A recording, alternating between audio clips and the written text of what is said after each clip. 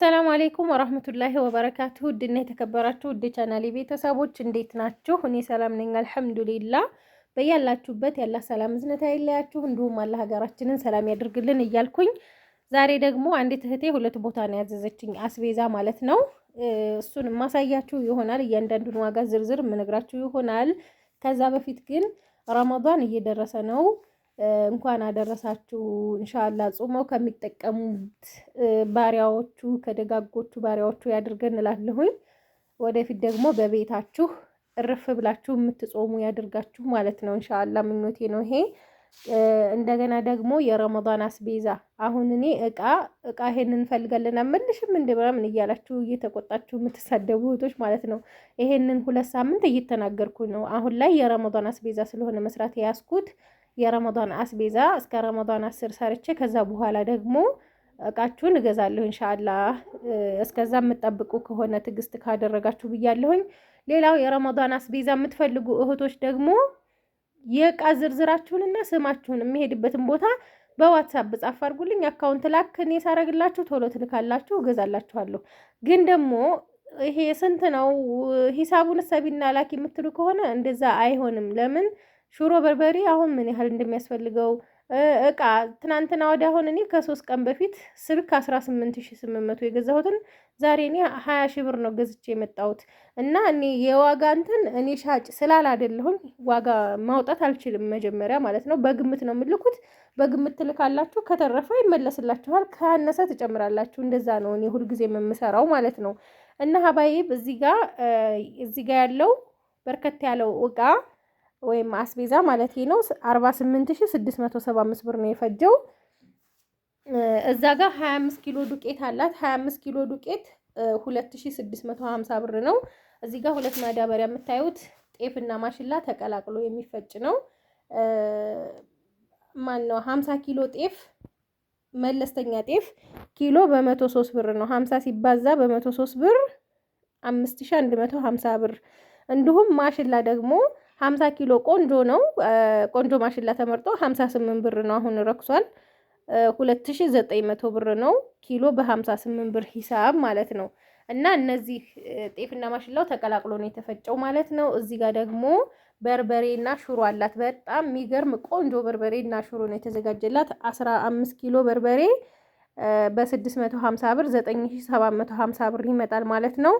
ቅመሙ ደግሞ 3420 ብር ለ13 ኪሎ ብዬ ነው የገዛሁት፣ ምክንያቱም ለሽሮም ስለተነሳለት ማለት ነው። እና ደግሞ በርበሬ ሲለቀም ሲደርቅ ሲቀነጠስ የሆነ ያጎላል። 1 ኪሎ ተኩል እስከ 2 ኪሎ የሚያጎልበት አጋጣሚ አለ ማለት ነው። እና ከዛ ሽሮ ደግሞ 5 ባቄላና 5 አተር በ2000 ብር ነው የገዛሁት። ኪሎ 200 ብር ነው ማለት ነው። ቅመሙ 1980 ብር ነው። እንደዚህ ቆንጆ ሆኖ ተዘጋጅቶላታል። ማሻአላ ተባረከ ረህማን። ሲታይ ራሱ ብሉኝ ብሉኝ ነው የሚለው።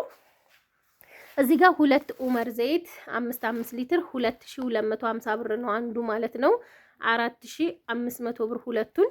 ስኳር 10 ኪሎ 1850 ብር ኪሎ በ185 ብር ነው። አጃ የተከካ ነው። እዚህ ጋር እንደምታዩት ማሻአላ የሆነ አጃ ነው። 10 ኪሎ 2200 ብር ኪሎ በ220 ብር ሂሳብ ማለት ነው። እዚህ ጋር ደግሞ ቡና አላት። 3 ኪሎ ቡና ነው። ቡና 1500 ብር ነው። 4500 ብር እዚህ ጋር ይታያችኋል። 4500 ብር ማለት ነው። ቆንጆ ቡና ነው። ማሻአላ ተባረከ ረህማን። ያው ቡና እንዴት ተወደደ የታወቀ ነው፣ ግልጽ ነው። አሁን ላይ ቡና ጠፍቷል ማለት ነው። የጅማ ቡና ነበር እኛ ጋር ሲመጣ በደንብ ጥልቅልቅ ሲያደርገው ገበያውም የተረጋጋ የሚሆነው። አሁን ላይ መምጣቱን ትቶት ይሁን ምን ይሁን አላቅም፣ ብቻ የለም ማለት ነው።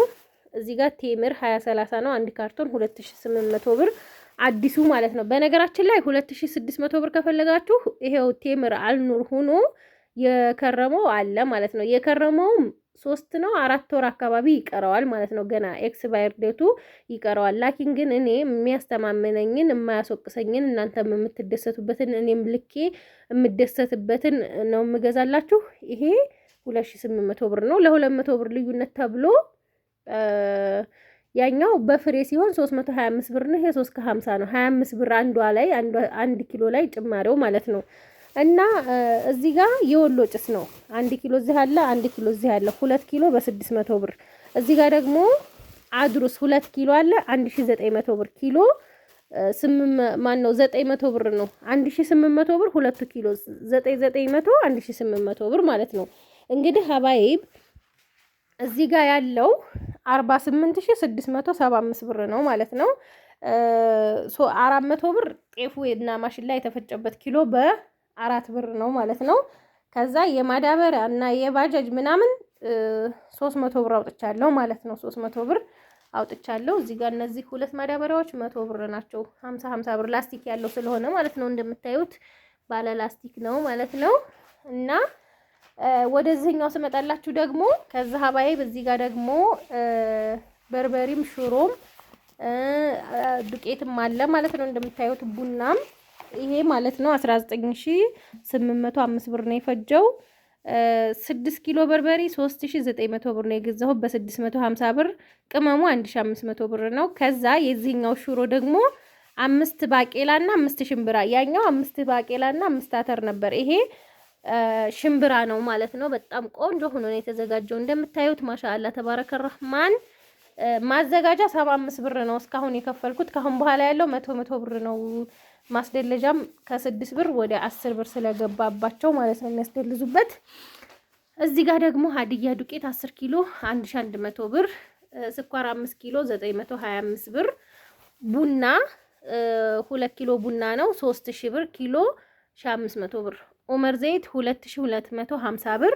እና እዚህ ጋር ደግሞ እጣን አለ። እጣን እኔ የማልፈታው ምግብ ነገሮች ጋር ምናልባት ብሎ ራሱ ከገባ በጣም ነው እንትን የሚለውና ለዛ ነው። እዚህ ጋር እንደምታዩት ይሄ 1800 ብር ነው 2 ኪሎ 900 ብር ማለት ነው። እና የዛሬው አስቤዛ ይሄንን ይመስላል። እንደነገርኳችሁ በዋትስአፕ የምትፈልጉትን አስቤዛና የሚሄድበትን ቦታ ስማችሁን ለማቀላጠፍ ያክል እንደዛ ብታረጉልኝ ለኔ ጥሩ ነው፣ ለእናንተም ጥሩ ነው። ሁሉንም እንትን ማለት እችላለሁ። ግን ደግሞ አሁን እኔ ጊዜ እየወሰደብኝ ያለው እየነገርኳችሁ ያለሁት ማለት ነው። መልሽ እንጂ ሪከርድ አስቤዛ ፈልጋለሁ። እሺ የት ነው የሚሄደው? አንድ ሪከርድ ስምሽንና የሚሄድበትን ቦታ አንድ ሪከርድ ይበሉ። ከዛ ደግሞ የእቃ ዝርዝር እሺ እሱን ተነጋገርን። ከዛ ደግሞ እንደገና እቃ ትጽፉና ነይ ዋጋውን ንገሪን፣ የዚህን ዋጋ ስሪና ላኪልንና እንላክልሽ። እንደዛ ከሆነ ጊዜ ማቃጠል ነው ለእናንተ፣ ለሁላችሁም አላዳረስኩም ማለት ነው። ግን እሳ የምትፈልጉትን እቃ ስማችሁን የሚሄድበትን ቦታ ዝርዝር አርጋችሁ ጻፍ አርጋችሁ አካውንትን ላካረጋለሁ ትልኩና እገዛላችኋለሁ። ከተረፈ ይመለስላችኋል። እኔ 1 ብርም ቢሆን የእናንተ ገንዘብ እኔ ጋር እንዲቆይ አልፈልግም ሀቂቀተን። እና እንደዛ ነው እላችኋለሁኝ ሀባይብ። ከወደዳችሁት ላይክ ሼር ማድረጋችሁን አትርሱ። ሰላም ሁኑልኝ።